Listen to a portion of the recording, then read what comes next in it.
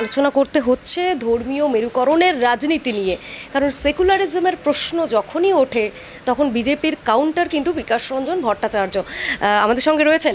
বিকাশবাবু, সেকুলারিজমের কথা যখনই আসে মানে রাজপথে, কলকাতার রাজপথে গরু খাওয়ার প্রসঙ্গ বারবার চলে আসে। এইভাবে আপনাকে সেকুলারিজম প্রশ্ন করা হচ্ছে, মোহাম্মদ সেলিমকে কবে শুকর খাওয়ার কথা বলবেন, এইরকমভাবেও কাউন্টার করা হয়।